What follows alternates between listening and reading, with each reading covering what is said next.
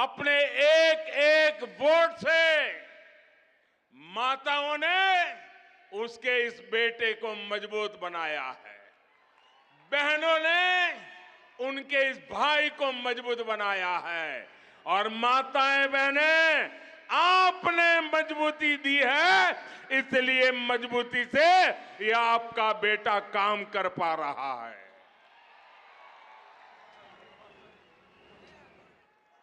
నా కుటుంబ సభ్యులారా, तेलंगाना वो राज्य है जिसने देश के विकास में हमेशा अपना योगदान दिया है। आप भारत की प्रगति के आधार है। तेलंगाना में चारों तरफ टैलेंट ही टैलेंट है।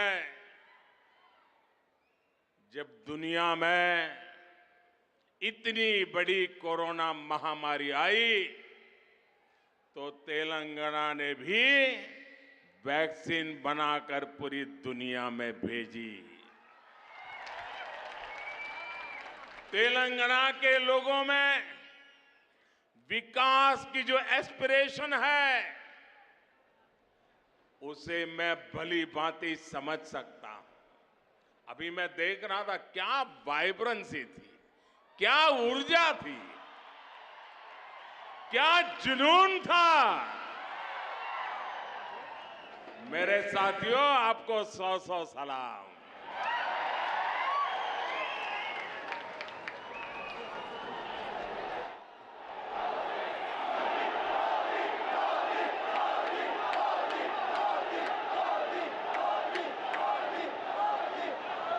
केंद्र सरकार में रहते हुए हम तेलंगाना के लिए जितना कर सकते हैं वो हम लगातार कर रहे हैं। आपको याद होगा ना,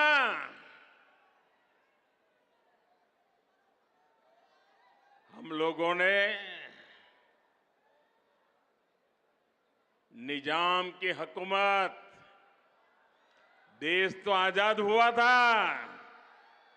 लेकिन हमारा ये हैदराबाद और ये सारा इलाका आजाद नहीं हुआ था। निजाम अड़ंगे लगा करके बैठा था कि नहीं बैठा था? बैठा था कि नहीं बैठा था? एक गुजराती बेटा सरदार वल्लभ भाई पटेल,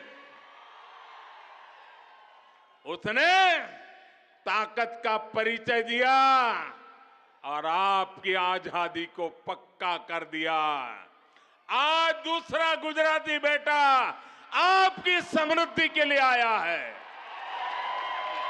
आपके विकास के लिए आया है, आपकी बढ़ाई के लिए आया है।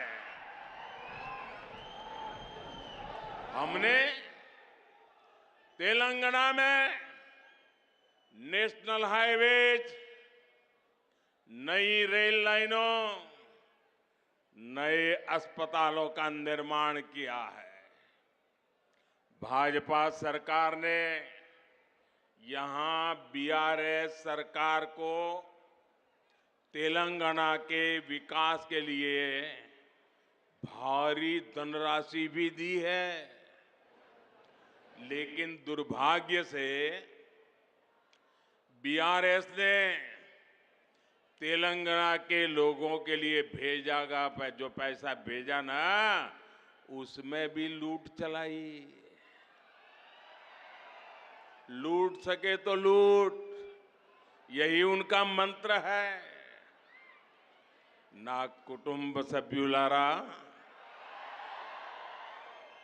भारत जैसे लोकतंत्र देश में प्रजा का महत्व होना चाहिए, परिवारवादियों का नहीं। और इन्होंने तो लोकतंत्र को लूट तंत्र बना दिया है, प्रजातंत्र को परिवार तंत्र बना दिया है। तेलंगाना के निर्माण के लिए हजारों परिवार संघर्ष करते करते तबाह हो गए। अनेकों नौजवानों ने बलिदान दिया, माताएं बहनों ने मुसीबतें झेली, लेकिन एक परिवार ने सब कुछ कब्जा कर लिया और उन परिवारों को कोई पूछने वाला नहीं है। तेलंगाना में बस एक ही परिवार ने यहां के लाखों परिवारों के सपनों पर कब्जा कर लिया है। वर्तमान तेलंगाना में या तो केसीआर खुद है, या उनके बेटे हैं, या उनकी बेटी है, या उनके भतीजे हैं, या उनके भांजे हैं, या चाहे उनके ससुराल वाले हैं। कोई बचा ही नहीं है, बस यही काम, लूटो। क्या आपने कभी सोचा है कि वो कैसे आपके एक वोट का उपयोग केवल अपने परिवार को अमीर बनाने में कर रहे हैं?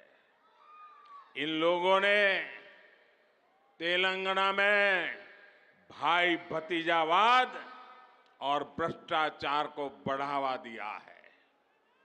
ना कुटुंब सभ्युलारा, परिवारवाद का सबसे बड़ा नुकसान देश के युवा को उठाना पड़ता है। जब पूरा सिस्टम एक परिवार की सेवा में लगा रहता है, तब वो परिवार सिस्टम में टॉप से लेकर बॉटम तक उन्हीं लोगों की भर्ती करता है जो उनके करीबी हो। तेलंगाना के नौजवानों को वो अवसर नहीं मिलता है। फिर किसी भी महत्वपूर्ण पद पर तेलंगाना के तेजस्वी युवा को भी कोई मौका नहीं मिल पाता है। इन लोगों से अलग बीजेपी एक ऐसी पार्टी है जो किसी विशेष परिवार के बजाय सामान्य मानवीय और उसके परिवार के लिए काम करती है। ना कुटुंब सभ्युलारा, तेलंगाना के लोगों को ये कांग्रेस से भी बहुत सावधान रहने की जरूरत है। ये तो बड़े खिलाड़ी हैं, इनको देश समाज कुछ लेना देना ही नहीं है। और पूरा हिंदुस्तान कांग्रेस को नकार चुका है, नकार चुका है। और आप तो जानते हैं, कांग्रेस जिस राज्य में से एक बार जाती है, फिर उसका सरकार में वापस आना बहुत मुश्किल हो जाता है। और इसलिए कांग्रेस की कोशिश किसी भी तरह वोटों